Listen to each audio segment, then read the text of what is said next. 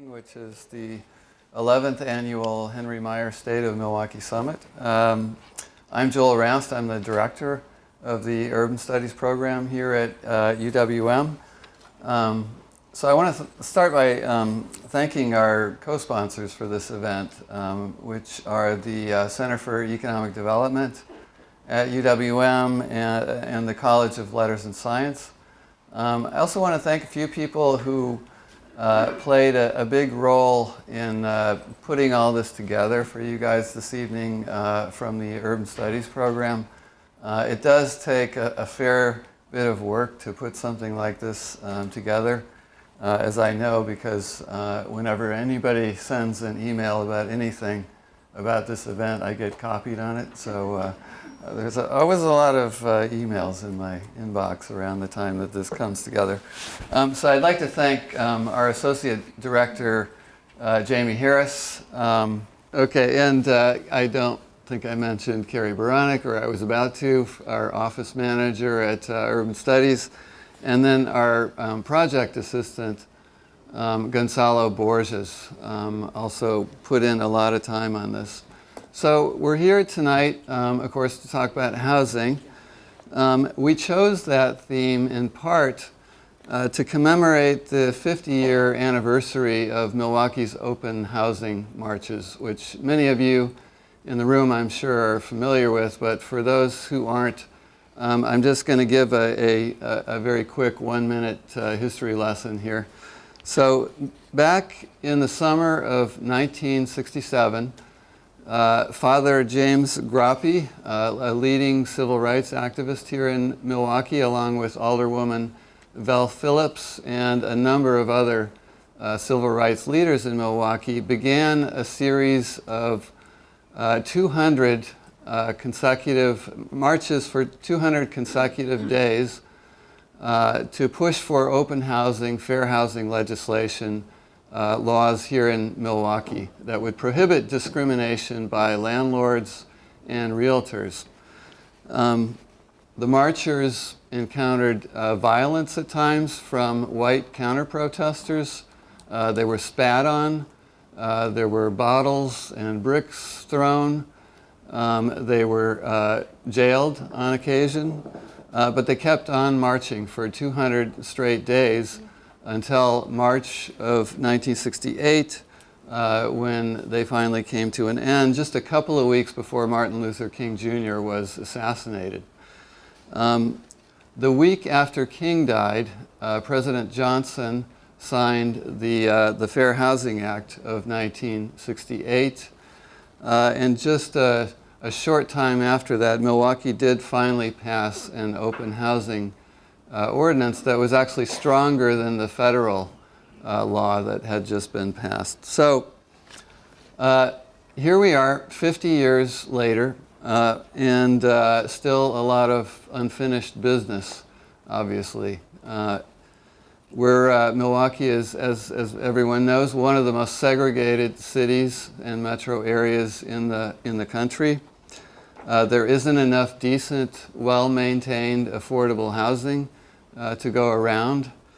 Evictions are a major problem, as we know from Matthew Desmond's work on Milwaukee. So there's still a lot to do. So what we've done this evening is to assemble a group of experts on housing in Milwaukee, each of whom have somewhat different perspectives on this issue. And what we're hoping is that the combination of these individuals gives us a decent sense about what some of the problems are today in Milwaukee, about what's being done about them, and about what isn't being done, maybe, but still, but should be done. So with that, I'm going to turn things over for just a few moments to Jasmine Allender, who is Interim Associate Dean for Humanities in the College of Letters and Science, and also a former director of this program. And she's going to say a few remarks, and then I'll come back and introduce our panelists. So, Jasmine. Good afternoon. Thank you, Joel. Okay, I think this is now working. Good. So Interim Dean Dave Clark sends his regrets. He was going to be here to introduce and welcome you on behalf of the College of Letters and Science, but he is home with a sick child today. So it's my pleasure and honor to welcome all of you here on behalf of the College of Letters and Science to the 2017 Meyer Summit. And in some ways it's fitting that I'm doing the introduction. I started as an assistant professor here in 2003, and a few years later, first learned about the history of the fight for open housing when I joined a community committee convened by Margaret Rosca, who has graciously joined us here today, a former member of the NAACP Youth Council, to organize events to commemorate the 40th anniversary of Milwaukee's open housing marches. As a public historian, serving on this committee was my introduction to Milwaukee civil rights history. After the 40th, I worked with librarians, archivists, students, and activists to create the March on Milwaukee Civil Rights History Project, and taking this opportunity to give it a little bit of a plug. It's a digital archive of primary sources related to open housing and school desegregation in Milwaukee. I also became a volunteer for the Metropolitan Milwaukee Fair Housing Council, which is one of the most highly regarded fair housing councils in the country and continues to do important work around education, policy, and testing. They are celebrating their 40th anniversary tonight. So I want to wish them congratulations and thank one of their excellent staff members for joining us on the panel today. So now that the 50th anniversary of Milwaukee's open housing marches is upon us, as Joel said, it's a poignant time to reflect on the state of open, fair, and affordable housing in Milwaukee today. Despite fair housing laws passed at the local and federal levels, Milwaukee remains highly segregated and runs far short of safe, affordable public housing opportunities for all of those in our community who need it. So I'm particularly interested to hear from today's panel about how we can join their efforts to improve access to fair, affordable housing and advocate for housing as a civil right. I also want to say just a few words about urban studies here at UWM.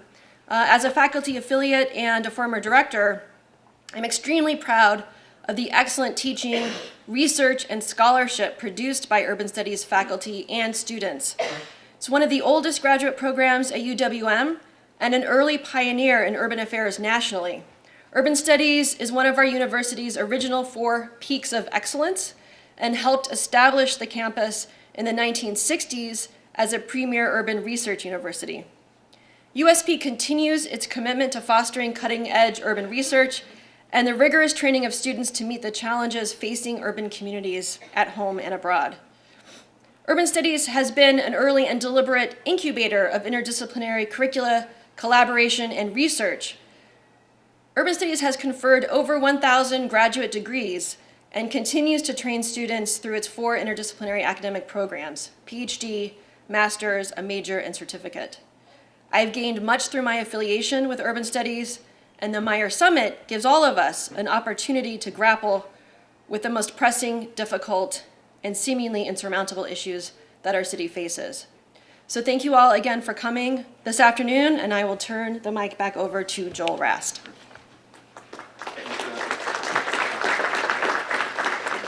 Okay, and I just want to mention that this event is being, all this equipment you see in the back there, this event is being live streamed right now on the internet. You can find it by going to the Urban Studies website, and it will also be archived on that website. So if you want to look at it afterwards or you want to share it with anybody, you can go onto our website and find it there. Let me just say a couple of things about how we're going to structure the program. So each speaker is going to have roughly 10 to 12 minutes and give a short presentation. Then after that, we'll have time for your questions. And when you came in and sat down, you should have found a little index card on your chair. And somebody, I think, went around a while ago and distributed pens. So hopefully everybody has one if they need one. If you have a question, we just ask that you write it down on the note card and you maybe pass it to the aisles. We'll have somebody come around at about 5:30 and collect all of those note cards. And then once the presentations are done, I'll read off the questions. And we hope that we can get more questions in by doing it that way. That's why we're structuring it that way. So let me introduce our panelists for this evening. I'm going to give very short introductions, but you can find out more about each of these panelists by looking in the program. So to begin, James Mathy is the housing administrator of the Milwaukee County Housing Division. He's responsible for the management of Milwaukee County's CDBG, Home, Section 8, Continuum of Care, and Special Needs Homeless programs, and is the author of Milwaukee County's Plan to End Chronic Homelessness. Kori Schneider Peragine is the Senior Administrator of the Inclusive Communities Program at the Metropolitan Milwaukee Fair Housing Council, which is an organization that works to create and maintain racially and economically integrated housing patterns in the Milwaukee metro area. Raphael Ramos is the project coordinator for Legal Action of Wisconsin's Eviction Defense Project, which provides free legal aid services for low-income tenants in Milwaukee County who are facing the threat of eviction. Arijit is Associate Professor of Architecture and affiliate of the Urban Studies program at UWM. He's an architect and vernacular architecture historian. We'll have to get him to explain what that means. Who writes, teaches, and studies urban cultural landscapes. Rebecca Stoner, finally, is the Director of Development at ACTS Housing, which is a nonprofit organization that helps low-income families in Milwaukee make the transition from renters to homeowners, which it does by providing a range of services, mainly financial assistance and rehab expertise. So we're going to take the presenters in the order that they appear, starting with Kori Schneider Peragine on the end. Good evening, everyone. Thanks for coming out tonight. I just want to talk briefly about where I'm coming from. I come from the Metro-Milwaukee Fair Housing Council. As Jasmine said, we're celebrating our 40th anniversary this evening, right after I leave here. The mission of our organization is to promote fair housing throughout the state of Wisconsin by combating illegal housing discrimination and by creating and maintaining racially and economically integrated housing patterns. So essentially, the history of segregation that we're commemorating, or the marches on, is something that we are constantly working on. So I want to talk about the southeastern Wisconsin. We are hyper-segregated, racially and economically. And I think that segregation contributes to our fair and affordable housing crises. This is a map of southeastern Wisconsin that I took from a Salon.com article a few years back, and it shows our region's extreme segregation. The white blotch is black population, the kind of greenish yellow blotch is Latino population on the south side of Milwaukee, and the blue is the white areas of the region. So it shows how separately we live in this region, but what it doesn't show is that the predominant amount of job growth that's occurred over the last 2 decades has been occurring in Waukesha, but the unemployed population, black joblessness rate in the central city Milwaukee is upwards of 50%. So that's what we call a spatial mismatch. How do we get that labor force connected with the available jobs? So there's 2 ways. There's transit and there's housing. So when you think about transit, another thing we know is that 38% of houses or households in the central city of Milwaukee don't have access to a vehicle. And we know that the transit routes that run between Milwaukee and Waukesha are almost non-existent, very inefficient. The other thing we know is that all attempts to create some sort of affordable housing in the region where the job growth is taking place, out in Waukesha, Wazaki, Washington counties, is also extremely difficult. There's a lot of things in place that make sure that that housing doesn't get built. There's very little access to any kind of affordable housing. People who have a rent assistance voucher have a really hard time finding landlords that will rent to them. And essentially the supply of housing to meet the needs of people at the wages at the jobs that are available there, they don't add up. So when we talk about that segregation, one thing that we need to say, and just a background that we need to understand, is that it's not an accident. We didn't get that segregated from this map just because people wanted to live with people that looked like them. So Milwaukee is frequently cited as having one of the lowest black suburbanization rates in the country, or the lowest black suburbanization rate in the country. And again, I think that's not an accident.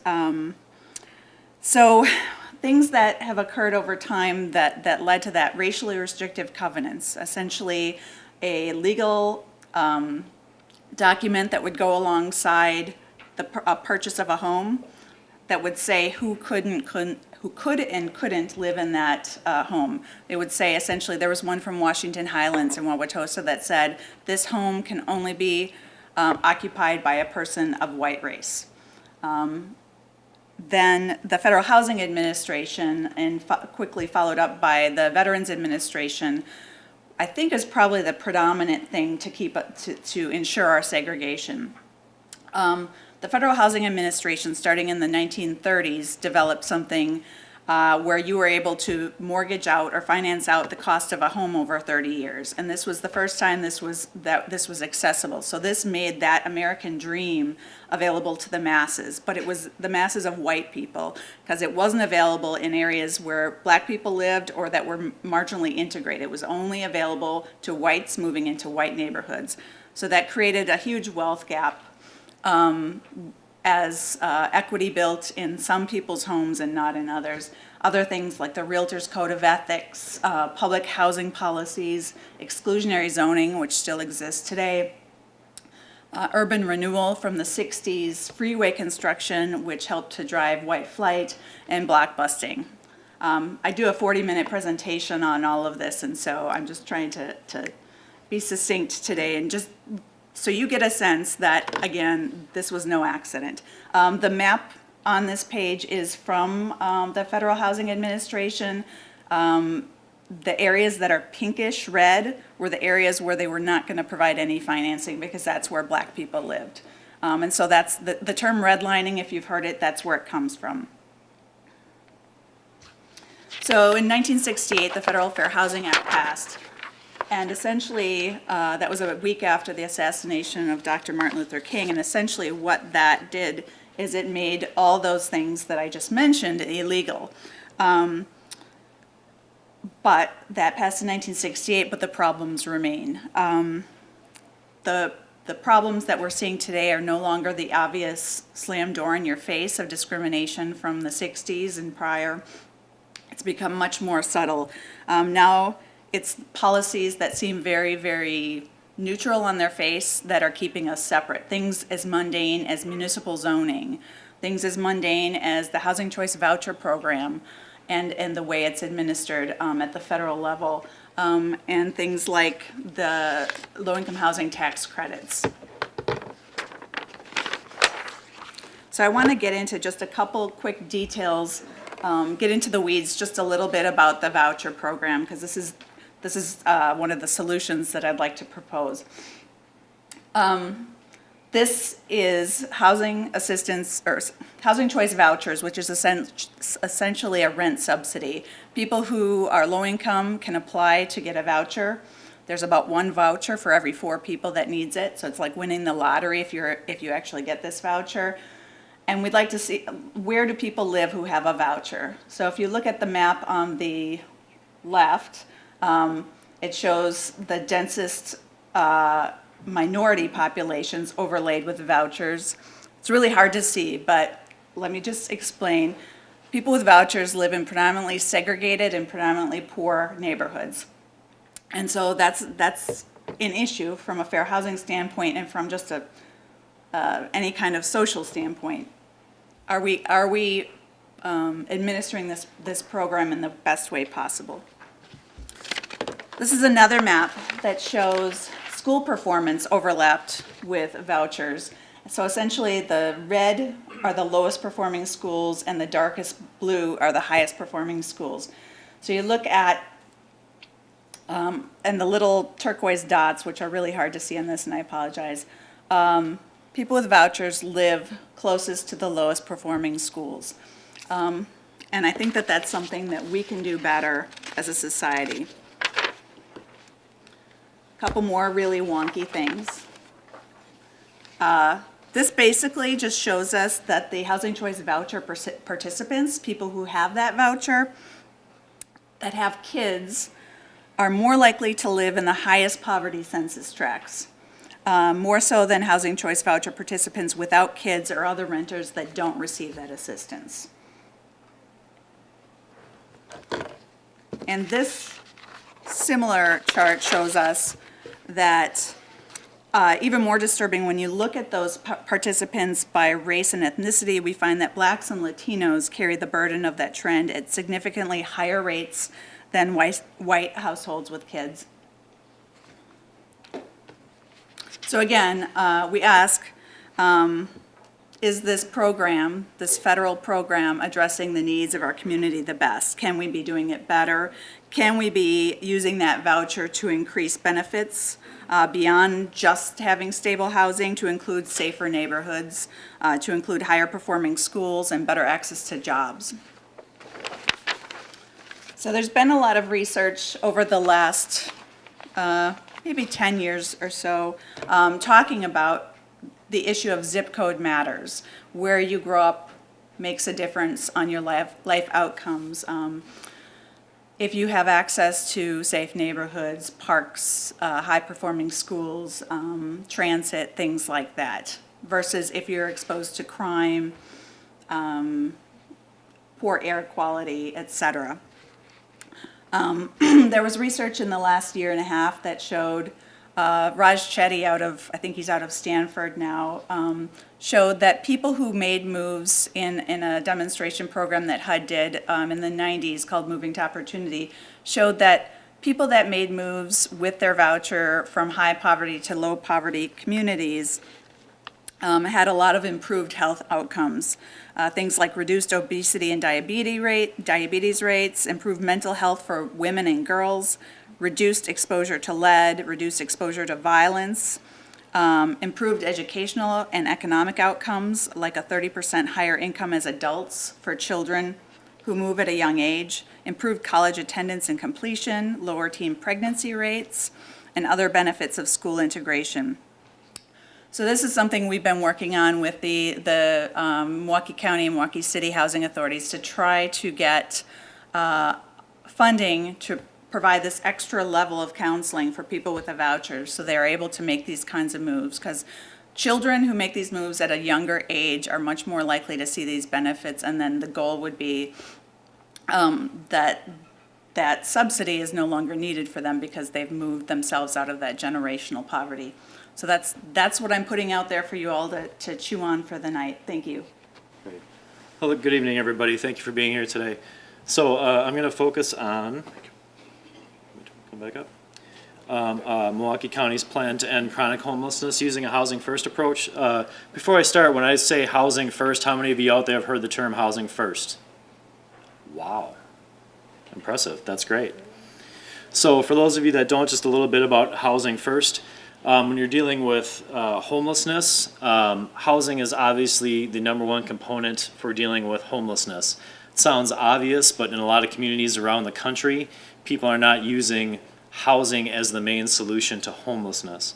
So when we're talking about housing first, this is giving somebody housing just as a right and not with preconditions of sobriety, where you're at with mental health, criminal justice background, whatever challenge you have.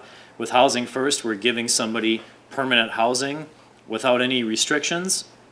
And I'll go through more of what that means later. But that's the biggest thing. And what we're trying to do is provide permanent housing. Kori talked about rent assistance vouchers. That's a big piece of our strategy. But again, this is providing somebody permanent housing. And for us, that's right off the street and right into permanent housing, and then we wrap services around them after the fact. So again, we offer case management to support for homeless individuals, but that's after they're in housing. A lot of our clients are dealing, probably 100% of them are dealing with mental health and substance abuse challenges. And we, again, wrap those services around completely voluntary after they're in their own apartment units. And the biggest point that I want to make is my last bullet here as far as advocacy that we can all do. We look at housing. Housing is healthcare. So I'll go over some of the data that we have in here. It's the biggest thing to take away for what I'm going to say tonight. A majority of the people we're serving are either not on benefits but are eligible once they're on Medicaid. There is an enormous cost savings to our community putting somebody into housing when they're on Medicaid. A lot of our individuals living on the street are frequenting emergency rooms, inpatient psychiatric hospitals, all those different things that are very, very expensive public service costs. If you look at investing into housing, investing into rental assistance vouchers, it dramatically reduces the overall cost of Medicaid. So that's the biggest thing I think to take out of this. So with our plan in chronic homelessness, real briefly, who is chronically homeless? We made a ton of progress in homelessness in our community, but it's important to know the definitions briefly. So when you talk about chronically homeless, who is that? These are individuals who have been homeless for a year straight or have more than 4 episodes of homelessness within 3 years. So these are HUD definitions we work on. A lot of our funding is tied to this definition, so it's important to recognize that. So when people have a home, they spend less time in hospitals, police custody, and shelters. So Milwaukee County's done a pretty big investment into housing first. As an example, the Behavioral Health Division of Milwaukee County puts $1 million into my budget in the Housing Division for the Housing First initiative. And why did they do that? Number one, it's the right thing to do. It's the mission of what we do in Department of Health and Human Services. But the return on investment year to year is almost dollar for dollar based on that investment. So that's certainly part of it as well. So impact for local emergency services. So when you look at hospitalizations, private hospitals, but also the Milwaukee County Behavioral Health Division, 100 times higher for the chronically homeless population than the regular population, 100 times. And a lot of the clients we work with are really, really hesitant to use any typical systems. They're very untrusting of police officers, sometimes outreach workers, definitely the mental health system. So it leads them to make choices that they wouldn't otherwise made if they would have had stable housing. $605 per visit for psychiatric crisis services. So when you're homeless and it's January and you have no housing options, you might use psych crisis as a housing plan. You might be suicidal. You might do whatever you have to do. Some of our clients might even choose jail than versus sleeping on the street on a particular day. The cost of Medicaid for that, when we could have been giving people housing vouchers all these years, again, it was not a good use of taxpayer funds. Emergency room visits, $1,100. A lot of our clients would also frequent private hospitals, and again, huge Medicaid costs of that when they could have been in housing. So here's a slide that is an important one and why the Behavioral Health Division gives us all the money that we do. So this is a cost savings with, was I believe our first 110 participants, and just 110 people saved $715,000 in 1 year in Medicaid costs. And that's just 100 people. So we are up since we started really focusing on housing first in my division. We've housed about 600 homeless people in a year and a half. So you take $715,000 for that first 100 people, add up to 600, and then you look at all the other organizations in Milwaukee doing this kind of housing. The cost savings is enormous, giving somebody a rent assistance voucher and then wrapping supportive services around them after the fact. So this is Crisis Mobile Team, Detox. A lot of our clients would go to Detox over and over and over again because they didn't have supportive housing. Justice system. So we do a lot of work with our criminal justice partners as well. So one of our focuses on homelessness to start was the downtown area. We had downtown businesses concerned about homelessness. So we worked with the downtown bid and the police district down there. We focused a lot of our homeless outreach efforts in downtown Milwaukee to try to help with that system.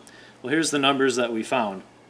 So what typically would have been done if one of our clients was doing something in downtown, a misdemeanor activity, they might get a ticket for trespassing, public drinking, those different things. They would normally get picked up, be given a ticket. Our clients have no money. Of course, they're not going to pay their ticket. They're going to get a warrant. They're going to go to jail. So when you add up all these costs, these are the different costs. As an example, an MPD visit, and we got a grant that kind of looked at all these local numbers, $950 for a police call. And you can go on and on this slide, but if you really think about it, every one of these costs is in every single case. Because the police officers have to show up, our client's going to spend an overnight in jail, they're going to get a public defender, the DA is going to get involved. Every single one of these charges adds up for one case. Complete waste of money. If you thought about this from a housing perspective, getting somebody into permanent housing, giving them the services, these costs completely can go away. So how can we succeed with our plan to end chronic homelessness using housing first? Again, the biggest thing, housing subsidy. So if our country was really serious about ending homelessness, it actually is very possible. We don't have enough affordable housing, and the biggest thing for us is rent assistance vouchers. Section 8 vouchers, homeless vouchers through HUD. It's the #1 tool to end homelessness in our country. We do not have enough of those vouchers. Our clients have no income. They can't afford to live in a lot of these places. Even with Milwaukee, to be honest, housing is a little more affordable than other cities our size, but when you're living in poverty, even $700 a month is not affordable to you. Case management services, again, everything we do for services is 100% voluntary. If you're homeless, you're living on the street, and you need housing, you're in housing. If you want our services, that's great. If you don't, that's okay too.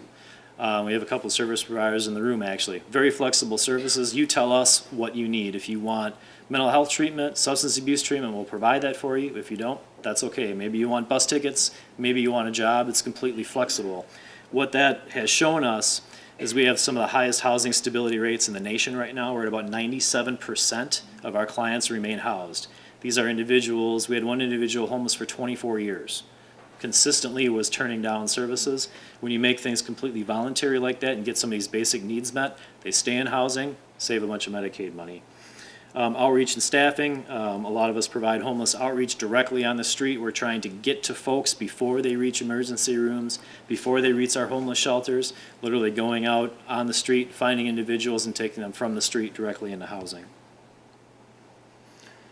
Wide range of community partners. For this plan, this isn't just about housing and services, it's also working with the police department to get them to change the way that they do things. So especially in the downtown area, if they encounter homeless people, they'll call our outreach partners or call us on our cell phones and say, Joe's downtown, we don't want to arrest Joe. We'll come down there, try to intervene, get that individual in housing, and get them in services before they enter the criminal justice system.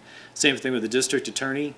They've actually done homeless outreach with our team and waived warrants on the street for individuals so they could go into our housing program instead of being arrested. So current calculations, briefly, where we're at with our plan, it was a 3-year plan to end chronic homelessness. We operate off of what's called a point-in-time survey, where everybody in the community goes around and literally counts homeless individuals. We do it twice a year, but the official HUD document is once a year. So we can easily do that through a database to see who's in the shelters on that particular night. We all go out with volunteers, community groups, and count individuals on the street. So that's where we started with. We were looking at a number about 200 or so when we unveiled this in 2015. So this says a 70% reduction over the past month or so. It's more like an 80% reduction. So we are on pace to be the largest county in the nation to end chronic homelessness, which is great. Can we maintain that on our existing funding level will be the challenge moving forward. So the cost of housing first and case management, less than $30 a day.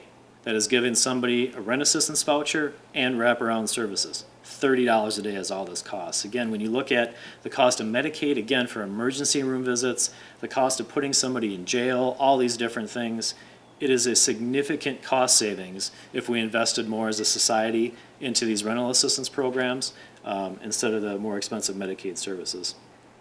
And again, all of our services are completely voluntary. So here's the slide that I'm most proud of. We've all done wonderful work. A lot of us have been doing homelessness work for 10 or 20 years. This is the point in time numbers of Milwaukee County.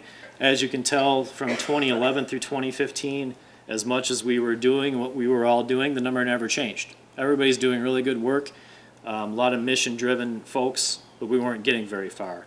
When we all in our system instigated housing first and really did a focus on permanent housing, the number dropped significantly. So we also had one of the highest drops in the nation in overall homelessness of about 40%. It's using this housing first model, and it's providing somebody rental subsidy and services. So that's what I have. Thank you. So our next presenter is Raphael Ramos, who is the project coordinator for legal action of Wisconsin's Eviction Defense Project. Well, first of all, thank you, Joel and James and everyone else who's helped organize this event. It's always heartening to me when I see groups of people who care enough to come together and listen about people talking about these important sorts of issues. So I very much appreciate the chance to come and speak about it. As Joel said, my name is Raphael Ramos. I'm the Director of Legal Action of Wisconsin's Eviction Defense Project. Just by way of background, Legal Action of Wisconsin is a nonprofit law firm that provides civil legal aid to low-income tenants in Milwaukee. We've been in operation since 1968, and at the beginning of this year, we launched our Eviction Defense Project in the Milwaukee County Courthouse. That project provides free legal assistance to tenants, to low-income tenants who are actually being evicted from their homes. Because we are in the courthouse, we're able to do more than what clinical programs are typically able to do, which is just provide advice. Because we're in the courthouse, we're actually able to meet with tenants, give them advice, but also negotiate with the landlords when it's appropriate to try to work something out, to try to ensure long-term housing stability, and to also provide legal representation when it's not appropriate to actually work something out at that time, to give tenants a fair opportunity in court to have their case heard. Our project is open generally on Mondays and Thursdays, and we also float between certain Wednesdays and Fridays. So if you know anyone who needs legal assistance with an eviction, we're there in the afternoon on those days, so please feel free and send them our way. Tonight I'm going to talk and try to tie together the idea of eviction with the affordable housing crisis and the issues people have accessing affordable housing in Milwaukee. First, I'll just kind of talk about the eviction epidemic in our city. For those of you who don't know, it's a huge problem. Joel mentioned it earlier, but if you've not read it, Professor Matthew Desmond at Princeton published a book in 2016 called Evicted, Poverty and Profit in the American City. It's a tremendous read, and I really urge all of you to take a look. It paints a very realistic and depressing picture of what it's like to live in Milwaukee when you're poor, when you're trying to rent, and when you have evictions on your record. What's most interesting about that book is that he did the research in Milwaukee. So the stories you read, the stories you're hearing are happening here. They're happening in our community, and they're happening every day. And that's what our project was designed to do, was designed to help people in those circumstances. So I'll talk about the eviction epidemic. I'll talk about the project, talk about what we do, which I've done already to some degree. But then I'll also talk about eviction generally and what sort of impact it can have on low-income people when they're trying to find a place to live, when really they're just trying to make it day to day, and something comes along that can really, quite literally, derail the rest of their life. So affordable housing, when you look at the HUD definition, what they say is families who pay more than 30% of their income for housing are considered cost-burdened and may have difficulty affording necessities such as food, clothing, transportation, and medical care. That's 30% of your income for housing. When you look at a lot of low-income Milwaukee tenants, this is something that Matthew Desmond pointed out in Eviction, is people are paying upwards of 70, 80% of their income to rent. So how can you survive when that's the sort of number that you're paying just to rent? When the choice comes between clothing your kids, paying for food, paying for an emergency medical visit, trying to find money because you missed 2 days of work, but you only make so much and 80% of your money goes to rent, what do? Those sorts of figures put a lot of people at risk of eviction. And in 2016, there were more than 13,000 evictions filed in Milwaukee. 13,000. You take that number and you multiply it by the average rental household size in Milwaukee, and you're looking at approximately 32,000 people per year who are evicted by eviction filings. So it's a huge problem. It's a tremendous problem. One thing that exacerbates that problem and makes it worse is that when they get to court, if they go to court, if they believe they have a chance, when they get to court, we have found that there's a justice gap. There's an issue of representation and fairness. Again, in 2016, if you look at the numbers on CCAP, what you see is that slightly more than 50% of landlords had legal representation, had attorneys there advocating their case. If you look at the number of tenants who had representation, it's less than 1%. Out of 13,476 cases filed, 112 tenants had an attorney. And that's just not enough. It's just not fair. I hear some people say, well, that's too bad. They should get an attorney. Well, it's not that easy. There's not that much nonprofit free legal resources available to people as tenants. And landlords are fortunate in that the majority, as these numbers clearly indicate, have the ability, have the choice on whether they want to hire an attorney or not. If you're low income, you can't afford an attorney. Legal Action has one full-time housing attorney. Legal Aid has, I believe, 2. And we're the 2 largest nonprofit civil legal aid providers in the city. So to get access is difficult. And that's one of the reasons why we created the project, the Eviction Defense Project. Again, when you look at eviction filings per year, it's just on an upward curve. In 2012, it was slightly less than 13,000 evictions per year. By 2016, it was almost 13,500, and it's on an upward trend. When you look at our population in Milwaukee, our population is slightly less than 1 million people. 20% live in poverty. That's all from U.S. Census data and CCAP for the court stats. So when you're looking at that level of poverty and trying to figure out how they're impacted by evictions, yes, a lot of evictions are rooted in allegations that the tenants failed to pay. What you often see, though, is that first and foremost, that failure to pay is often just tied to poverty. It's just they don't have the money to make it because they're paying so much for rent, and that's competing with other things. And as Desmond says, rent eats first. You have to pay it first, otherwise you expose yourself to eviction. What we also see, though, is that oftentimes that failure to pay is tied to conditions issues at the property. You're talking about properties that have roach infestations and mold problems. So there are serious issues at these properties that make them not worth it in the mind for the tenant to pay what they're being asked. And the way Milwaukee's laws are set up is that it's possible to reduce the amount that you're paying. It's called rent abatement. But it's a very tricky process, and you really have to do it correctly. And if you're doing it on your own, if you're not going to community advocates for help, or you're not talking to a lawyer, you can do it wrong. And when you do that, you expose yourself to the risk of eviction. Again, in Milwaukee, 1 out of 8 renters are forced with an involuntary move every 8 years. So it's a significant problem in our city. Again, the Eviction Defense Project was created to help address these issues in court. Desmond, he recommended a bunch of different solutions. One of the things he suggested was increased legal representation, which is what we try to provide. Other states do a lot of this already. They have legal representation, or they have other avenues designed to make it easier for tenants to find a way to stay in their homes.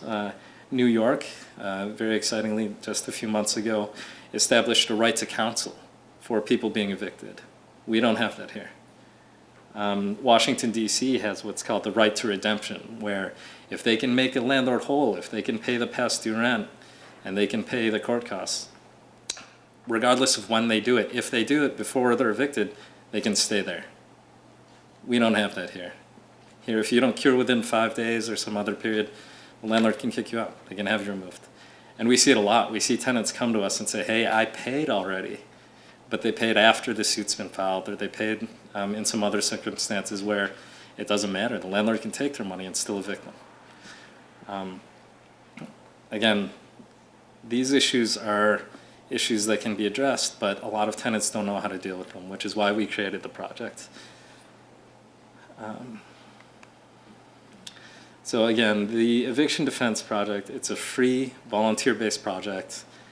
We're funded by a federal grant from the Legal Services Corporation. It's a 2-year grant, so we're moving into year 2, actually beginning this month.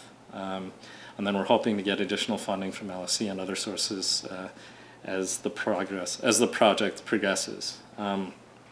We have been fortunate to have a lot of community support to make it possible, not just from LSC, but from other organizations in the city. Again, the idea behind the project is that there's very few legal resources in the city. So what we've been able to do is provide legal representation by using pro bono volunteer attorneys. Those volunteers have allowed us to, this year alone, provide legal assistance to almost 450 unique clients. So the year's not even over, and we've already quadrupled the rate of representation for tenants. That's great, but it's still nowhere near enough. Just generally, this is a picture of the eviction process and what it looks like. You have to get notice before you're evicted. The notice has to expire. Court can file, or I'm sorry, the landlord can file for eviction. It's a very lengthy, drawn-out process, and it's a very strict process. And a lot of tenants, a lot of landlords, frankly, don't know how it works, and mistakes are made.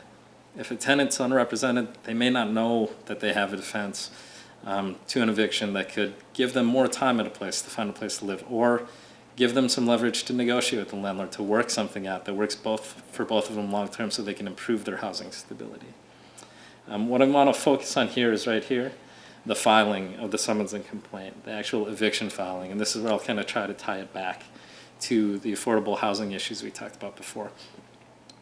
One of the issues is that in terms of affordable housing in Milwaukee, there isn't enough. You know, James mentioned it, there aren't enough vouchers, there aren't enough places where you can stay and pay an amount that's actually reasonable, that's within your means.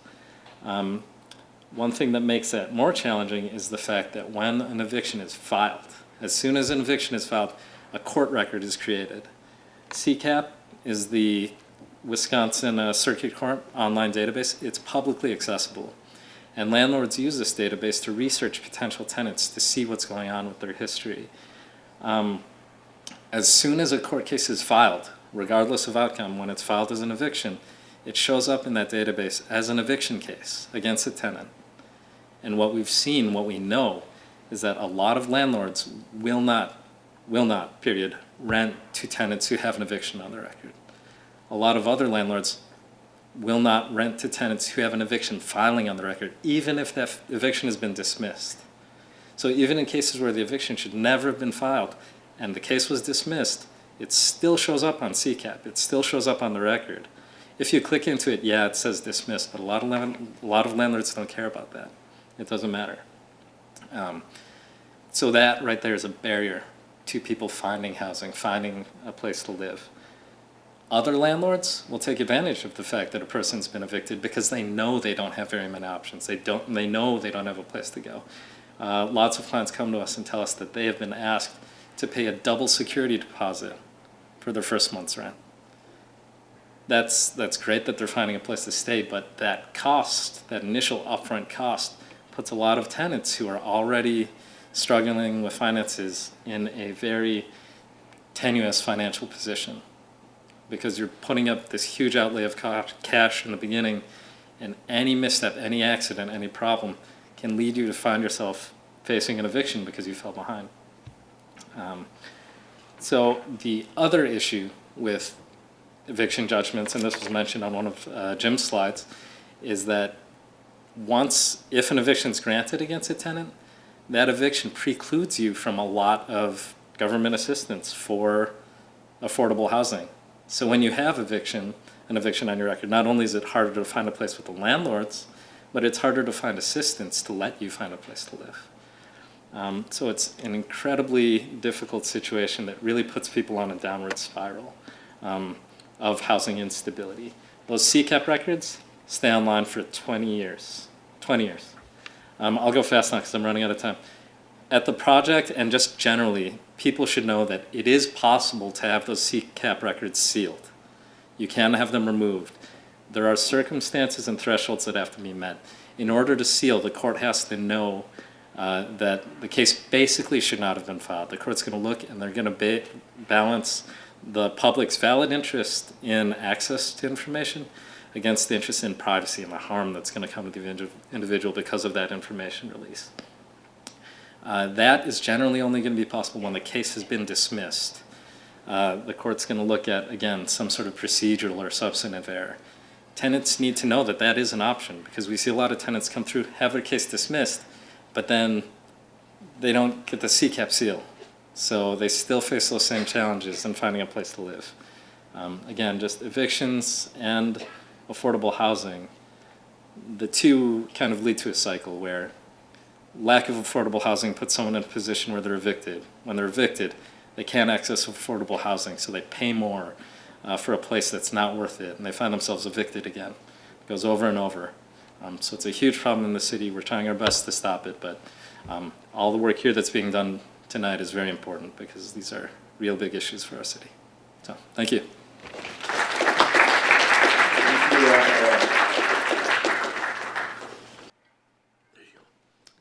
Good afternoon. Thank you very much for being here. It's really a pleasure, and it's really, really an important moment for me, being an urban studies faculty. Thank you, Joel, Jasmine, Jamie, Kori, Gonzalo, all of you people who put it together, and my colleagues at Urban Studies. I am a public historian and an urban historian, so I'm going to begin this discussion with a story from the ground that allows us to hear and learn from the wisdom of Milwaukee's residents, men and women who are engaged in everyday grassroots struggles to retain their houses. And so here is the story. Summer 2016, Vine Street, Milwaukee. My students and I enter a foreclosed house in Milwaukee's North Side neighborhood, but we are not prepared to see what we find. The front room is full of scattered belongings as if the family evacuated in a hurry. Children's toys are lying in large bins.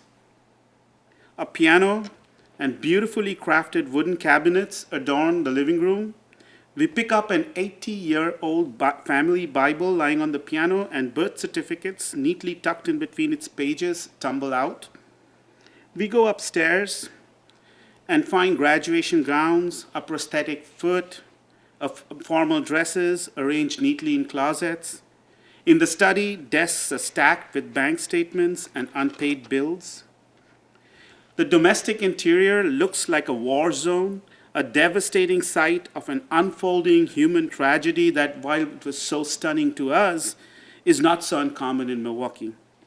This human story sometimes eludes us when we study aggregate data, when we look at top-down urban policies or economic reports. Yet, this is the common story for many Milwaukee families who strive for the so-called American dream, momentarily succeed, and then fall through the cracks as the world around them changes in irreversible ways. But before I begin my story, a brief note on my methods. Every summer, Buildings, Landscapes, Cultures Field School, a public history project that I direct, brings students, scholars, and community members together in Milwaukee's North Side neighborhoods. We measure homes and city records to tell life stories of vernacular buildings, and we interview homeowners and tenants to hear their tales of domestic life. And this is a collaborative project. Many exceptional students have helped collect and analyze data, among them Francesca Bissy, Bella Beaver, Jared Schmid, and Tiana Cooksey, who's here, whose incredible work is reflected in this particular presentation. There are two central actors in my story. Both of them are often rendered mute in discussions around the housing crisis. First is the other residents, victims, survivors, stewards, and brave warriors who address the housing problem via innovative grassroots solutions and strategies. Second are the buildings themselves. Built out of vernacular wisdom, these buildings have accommodated change over time. Understanding them helps us respond to this crisis. Now back to the home. The home on Vine Street belonged to the Flippin family. In 1950, Thomas and Georgia Flippin came to Milwaukee from Tennessee. They were part of a large migration, the second migration of African Americans from the South. Between 1940 and 1960, Wisconsin's African American population, drawn by industrial jobs, grew by 600%. As they settled in the North Side, the Flippins encountered a segregated world produced by 20th century restrictive racial covenants and discriminatory lending practices. Thomas worked as a porter, and he earned enough to invest in his house, take out a home insurance, and send their children to school. This home was the symbol of their economic and social struggles and a testimony to their success in building a secure world for their family. Yet clearly, something went wrong in 2015. As we sort through the mail left in the rubble, the first evidence of financial woes appear in bills from 1986. This was 1 year after George's death. The industrial jobs in this neighborhood were disappearing during this time. This reflected in the family's waning fortunes as the breadwinners lost permanent jobs and were at the mercy of low-paying temporary positions. Despite economic difficulties, the family kept the home. Perline, George's daughter, she held multiple jobs, took out a mortgage, made repairs to the house.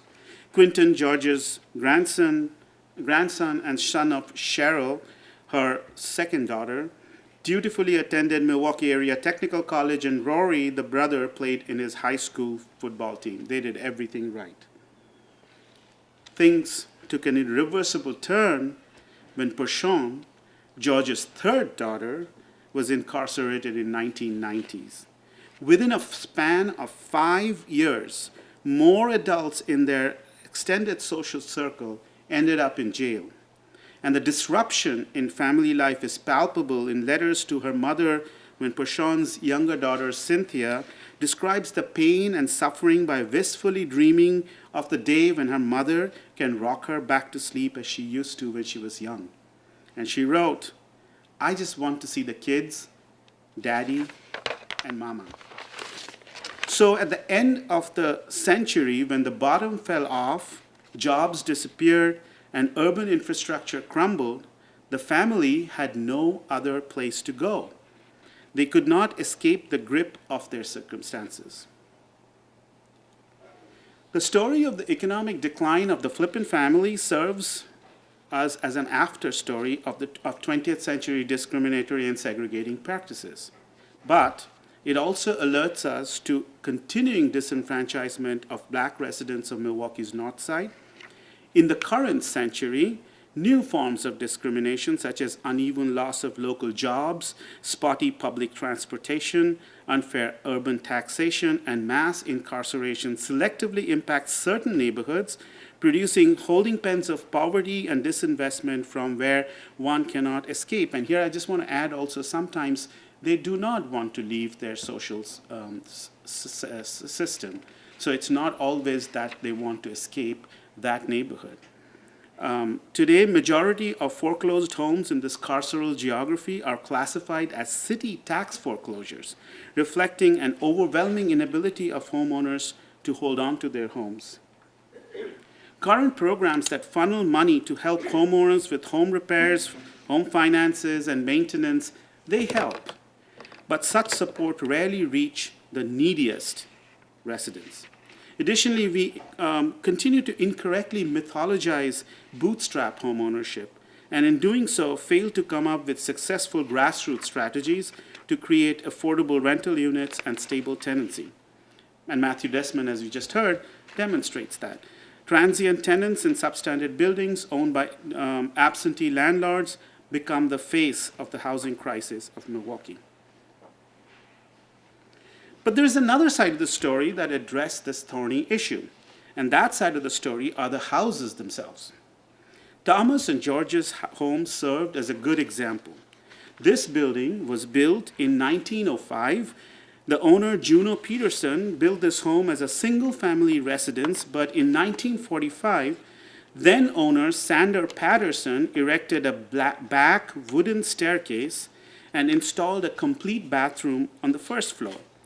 We discovered security latches installed on the door jamb at the head of the main stairs on the second floor. All this suggests that the building was modified to create an independently accessible upstairs unit. By 1956, the Housing Authority considered this building as a duplex flat. Building form and building uses, just like people and society, change with history. Mid-20th century multifamily duplexes were subdivided to accommodate tenants. This made the house form flexible, allowing blue-collared homeowners to generate additional capital to support their income by renting out to workers from nearby manufacturing industries. The homeowners and tenants had much in common, and the house form reflected this camaraderie. The front porch, back stairs, basements were shared spaces connecting two independent units. Today, social conditions have changed, and with absentee landlords, both units in duplexes are rented out to unrelated tenants. We heard stories of conflict in basements and fear of neighbors sharing the entrance porch from individuals and families who actually share nothing in common. Here is a map of the recent city-owned homes in Milwaukee's north side, marked for the Milwaukee Employment Renovation Initiative, or the MERI scheme. Several of these homes are duplex houses. Now they're available to developers who will now probably continue to repair these buildings as duplexes, perpetuating and continuing flawed practices of tenancy. Once again, the residents were not included in designing or managing the scheme. Ironically, at the field school, we find, unknown to most of the outside world, residents innovatively convert old house forms to diverse uses. Many duplexes in this neighborhood are now intergenerational homes where older children return to live with their aging parents. The layout allows for proximity while providing privacy and separation. Assisted by innovative financial training schemes popularized by organizations such as ACTS Housing, and we're going to hear from them, Housing First, some tenants become new homeowners. Other strategies include providing tenants options to mix residential spaces with business uses, offer innovative forms of rental and leasing options, and a few ponder on community ownership. All this, despite laws, city action, zoning codes, and tax rules that stymie innovative solutions emerging from the grassroots. One of our students, Taran Singh, suggested novel solutions to empower residents by creating a game kit and a rule book. This game kit comes with its own kit of parts that demonstrate how vernacular buildings, which is everyday common buildings, are put together. The attached rule book explains methods of the expert vernacular builder. The goal is to transform residents into informed and savvy clients who better engage developers, architects, and city officials and demand realistic design responses. So the vernacular home is a cultural artifact that we all share and recognize.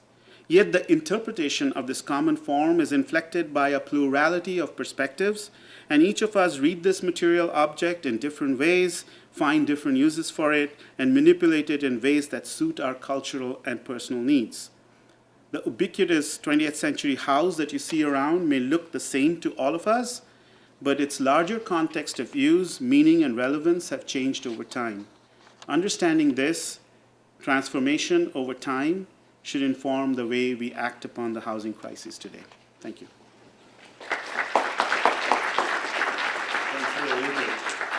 Our final presenter for this evening is Rebecca Stoner from ACTS Housing. And I think something's going on with these note cards that you're supposed to be writing questions on, but I'm not sure exactly what. We have a video, If right? anybody has written a question down that you'd like to, Look for here. us to discuss This is or the video. to I'm gonna discuss go to the later, beginning. somebody will come computer. around now, I think, Okay. and collect those.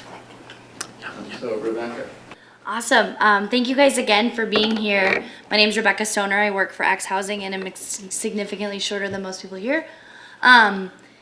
So Axe Housing, our mission is empowerment through home ownership, and I'm going to get into what that means in a little bit. But I first want to start by talking about the problem that Axe is trying to address. And I don't want to dwell on this slide for two reasons. One, we've heard a lot about the instability of Milwaukee's rental market tonight.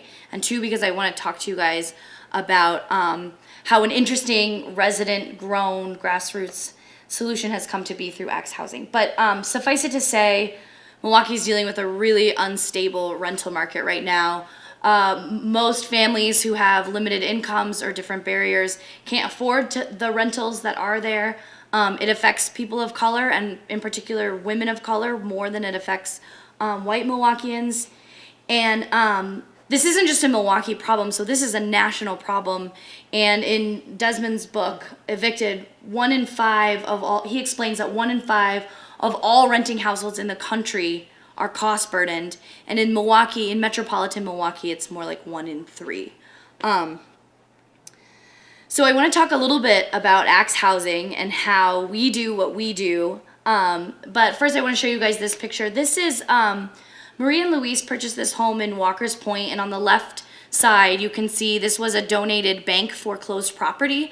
So the bank seized the property from a family. You can see one of Marie and Luis's sons in this picture. Oh, it looks like I'm timed apparently. I didn't mean to do that. But and one of the things that I love that Maria says is when she first purchased the home, she was like, this is a mess. I don't know how I'm going to fix this up. But she eventually said you can do it little by little with a lot of love, because in the end, the value of owning your own home is so much greater. So at Axe Housing, we provide any service a family might need. Okay. Sorry. Apparently this is timed. I didn't realize that. At Axe Housing, we provide any service a family might need to become a homeowner, including homebuyer counseling, real estate brokerage, home rehab counseling, and then we also provide loans and grants for that home repair. So a lot of families who can't qualify for a traditional bank mortgage or who have a foreclosure on their record, which is another reason why you can't qualify for a lot of traditional bank mortgages, can access our lending product. So this is just a financial breakdown of one example of one of the deals we do. So this family purchased the home for $16,500. Like I said, it was a donated bank foreclosure. They received, or I'm sorry, no, that's right. They received a $2,500 grant and an $8,000 loan from Axe Lending. And then the father of the family actually had been in the construction trade for almost a decade. So he did the vast majority of the repairs himself and was able to basically do the home repair at the cost of materials. And then at the end of the process, the family was paying $650 per month to rent. And at the end, they were paying $388 a month to own, including principal, interest, taxes, and insurance. So they saved $260 monthly by transitioning from renting to owning. So I just want to talk a little bit about the affordability and sustainability of this program.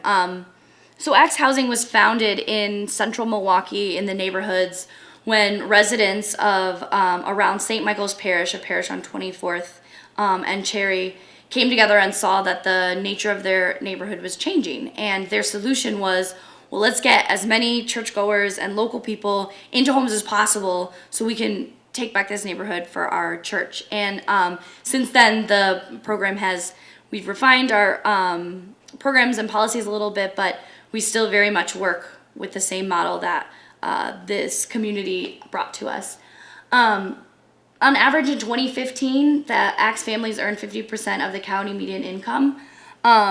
And spent less than 19% of their income on housing costs. So at the end of their homeownership journey, they're clearly saving a lot of money switching from renting to owning. And so with our lending product, which again, I want to reiterate that the families that we lend to are a lot of the families that banks either can't or won't lend money to. And as of today, our loan portfolio is less than 3% delinquent. So that means 97% of the dollars we've loaned have been returned to us on time. So I probably don't have to tell you guys this if you're in this room, but the families we work with are incredible. They're strong, they value their home ownership, and they're paying back their mortgages in a timely manner. And that loan currency, since we started the loan program in 2014, it's remained stable at less than 3%. It fluctuates, sometimes it's 1%, sometimes it's 3%. So depending on the month, like my presentation's 2% more impressive, but today, no, I'm just kidding. And so then the graphic here on the right, we have a 6% foreclosure rate, and we're doing everything in our power to get that foreclosure rate to 0. But when you look at similar data at that time, in the neighborhoods we work with and over the time period we've worked, that's about a half to a third of what you might expect. So overall, 94% of the families that have purchased a home with ACTS since 1992 are still in that home or sold a home in a favorable transaction, and we're able to take that equity and move elsewhere. So then just a little bit about our historic impact. Since we were founded, we've originated 142 loans. Those loans range in size from $3,000 to $25,000. We've reclaimed 820 foreclosed properties. We've supported more than 2290 families in becoming homeowners throughout the city of Milwaukee. And when you look at our purchase, rehab, investment of all of our families, we've invested more than $132 million back into the city. And I just want to say one last thing, and then I want to go to my favorite part of the presentation, which is just a little video of some of our homeowners that have been through the experience, because I can sit here and tell you guys numbers till I'm blue in the face, but I think until you hear it from the people who have actually done this really difficult work, it doesn't quite make sense. But we're a supportive guide. ACTS Housing, we have counselors on our team that speak multiple languages, that reflect the communities we serve. We're a trusted resource, but at no point in time do we tell a family, no, you have to do it our way. No, you have to do it this way. In fact, we don't even own the properties, so we support the families in purchasing and owning their own properties through our real estate brokerage, but we don't own properties and flip them and sell them to families.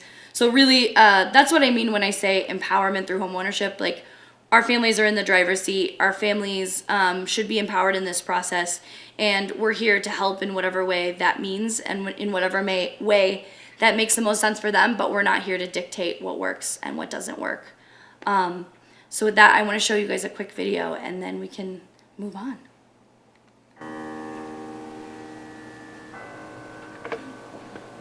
ACTS Housing provides all the services that a family needs to go from low-income renter to self-empowered homeowner. Taking a strong family, a working family that is trying to make a better place for themselves in our city, that doesn't necessarily have perfect credit, that doesn't necessarily know how to navigate the home buying process, and giving them a guide throughout that process. The first time I saw the house, I was like, it needed a little work, but then when I seen the inside and the potential that it had, I was amazed. I remember walking through the duplex up and down, and it feels like going through a cave, literally, with the paint dripping down, and cool and chill.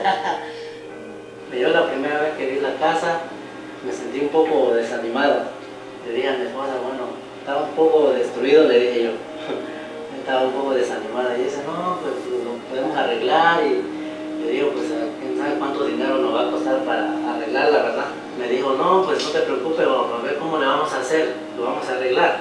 Lo primero es el paz. Y que la puedes hacer a como tú quieras tu casa, poco a poco y con mucho amor, porque la valoras más.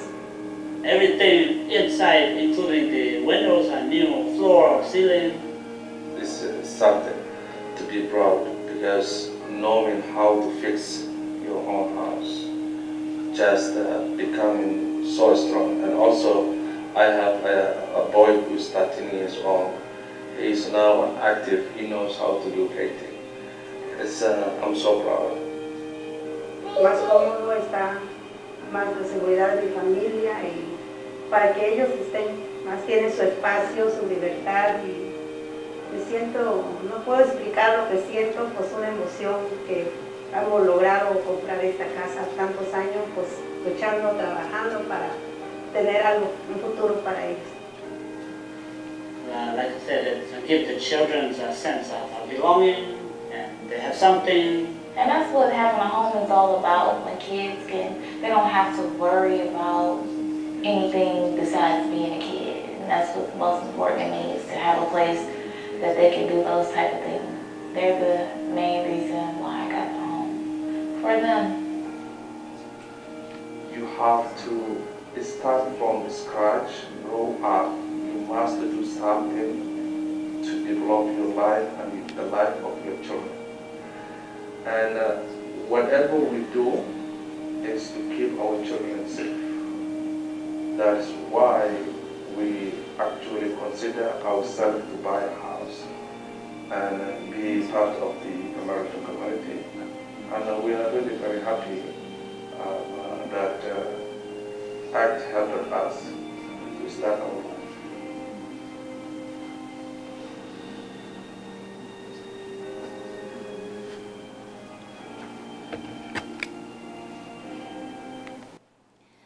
So the last thing I want to leave you guys with, this is Blia Cha.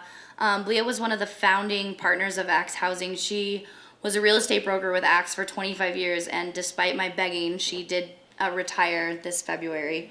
And we had a huge party with more than 400 people who showed up, many of them homeowners that she had worked with in her time, to celebrate the work that she had done. But a quote that Blia always had, and Blia was a pusher, so she pushed people to do more than they thought they could do. She pushed banks to lend to people that they didn't think they wanted to lend to.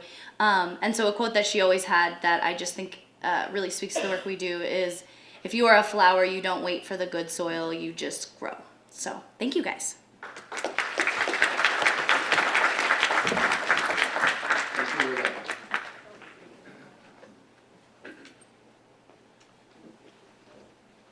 Okay, so we went a little bit over what I was hoping we might go, but I think it was worth it because the presentations were very interesting.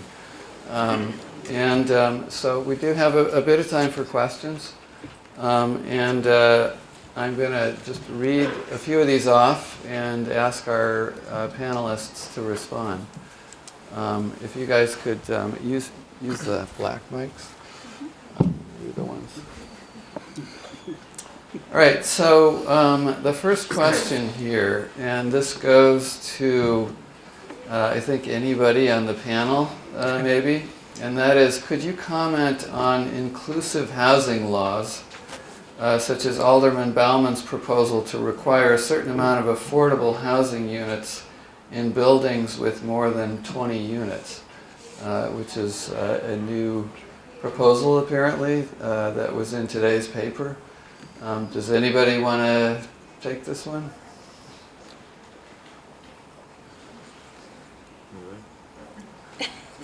Yeah, I can speak to it a little bit. I think any creative way to do more affordable housing units is a good one. I think this is important as we look at the new tax plan and those type of things. Low-income housing tax credits is a good way for us to build more affordable housing units in our business. That's going to become more increasingly difficult to do with tax changes, so I think we might have to have some more local creative solutions to this. So the idea of having developers to include more affordable units in their overall housing development strategies is a good one and a unique opportunity for us here in Milwaukee. Okay, thanks. So another question, this one is about eviction, so maybe Raphael, I'm not sure. So the question is, how do we hold landlords accountable to accept vouchers, give tenants with past evictions a second chance, fix lead pipes, and so forth? Raphael or Rebecca, maybe? Sure. Well, unfortunately, to a degree, there's only so much you can do in terms of in terms of forcing a landlord to do something. I mean, when it comes to conditions issues like lead in the home, mold, lack of furnace, tenants are able to report to DNS, notify them of violations, let them know what's going on and what needs to be remedied at the property. DNS can inspect, and then if they think it's appropriate, issue violations against the landlord.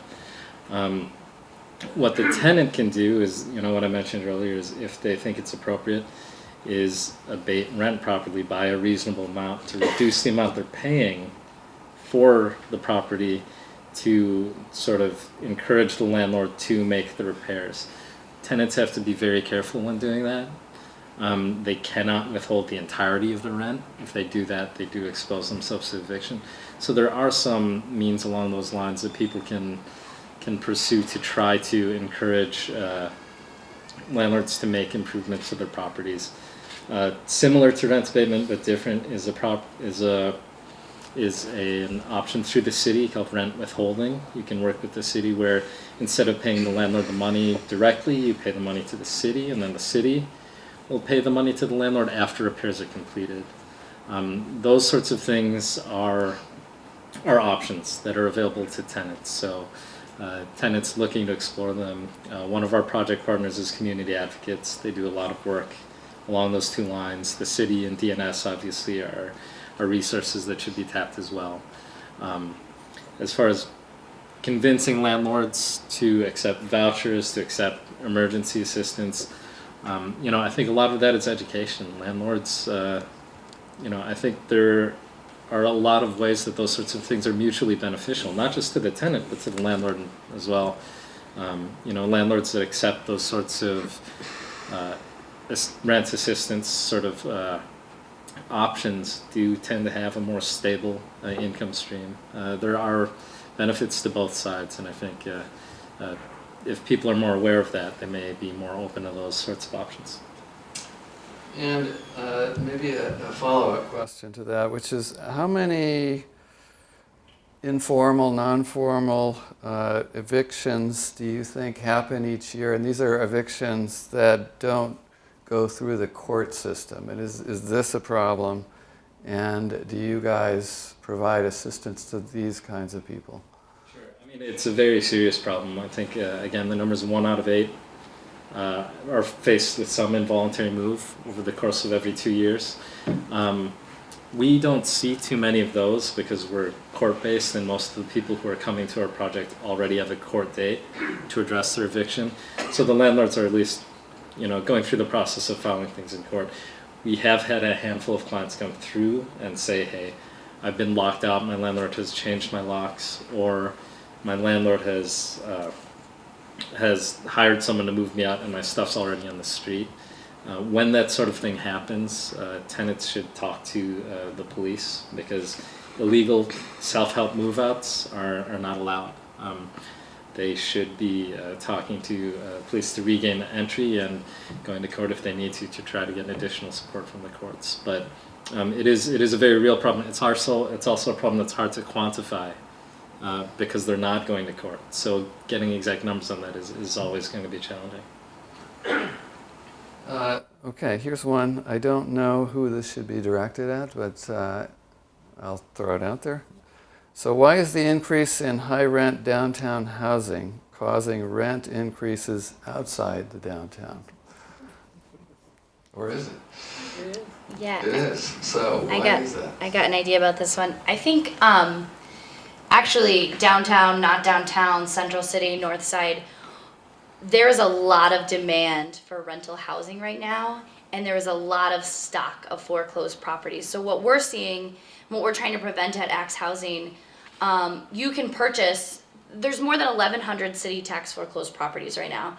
You can show up to the sheriff's auction and purchase a property in cash that day for $10,000 to $15,000. You can invest to flip the property and then rent it out for $1,000 a month. So it's a very lucrative business, and it doesn't matter if you're in a neighborhood with families that have moderate or modest incomes or families that have high incomes, because everybody needs somewhere to live. And there's actually, if you read the book Evicted, there's a whole chapter on this that you can see that the rents in some of Milwaukee's most challenged neighborhoods are similar to rents in some of our suburbs. So, I mean, I'm not an economist, but I think it's a problem of demand and how easy it is for investors and landlords to come in and flip those properties. Now, I think we're always going to need responsible investors and responsible landlords. Homeownership is not right for everybody, and I wouldn't preach that it is. But if we can get residents in those neighborhoods to purchase those properties, and if we can give some of the power and the resources that these investors have to local people to take care of those foreclosures and care about their neighborhoods, I think it'll tip the scales and balance things out a little bit more. Okay. Thank you, Rebecca. And question again, I'm not quite sure who this should be directed towards, but what is the feasibility of expansion of community ownership? For example, a community land trust as seen in Boston. Is anybody familiar with that or want to comment on that? Well, there is some talk about community land trusts. It's not so much here, but a good example is what they did in Walnut Way, where they did a very planned development of the Walnut Way neighborhood. So if you go there now, a lot of these houses are bought by the Walnut Way Corporation. They're remodeled and sold, but then they've made sure that the people who are in this neighborhood, there is a diversity of people. So and you can do that with community land trusts, and there's some talk, but I haven't heard much about it in Milwaukee. Okay. I'm going to take one more, we'll do one more question, and then we have food and drinks and so forth in the back. And I think it's time to move on to that maybe. So I'll throw out one more question here. How can housing problems be solved without the participation of landlords? And I'm not sure exactly what the question means. Does somebody want to maybe elaborate on the question? Why aren't there any landlords? That was my question. My question was, why aren't there any landlords on the panel? Oh, okay. That was the... Why don't we, that's my fault. You need participation of landlords. I happen to represent the largest landlord association in town, so we would have been very interested in participating in this program. Had we known about it. Yeah, I apologize for that. I shouldn't have asked them. I have a word on that. Exposed a weak flank of No, I've got just a quick word. I think to my point from earlier, we are always going to need responsible investors and responsible landlords. And it's great to hear that you have an association, because I think the more landlords can come together and learn best practices and learn from each other and promote responsible landlordship, if that's a word, it is now. I think that's fantastic, and we need more of that. I think it's these people you're reading about in the Journal Sentinel who are sort of one-off cases or situations that are working on their own. They don't actually care about responsible landlordship and investment. Those are the people that we really need to focus on, and appreciate that we do need responsible landlords and responsible investors in our city. Very well put. So I think we'll move on to the informal portion of our program. We have, as I said, food and drinks in the back. I'd like to thank you all for coming, and thanks once again to our panelists this evening. James Mathy, Raphael Ramos, Arijit Sen, Rebecca Stoner, and Kori Schneider Peragine.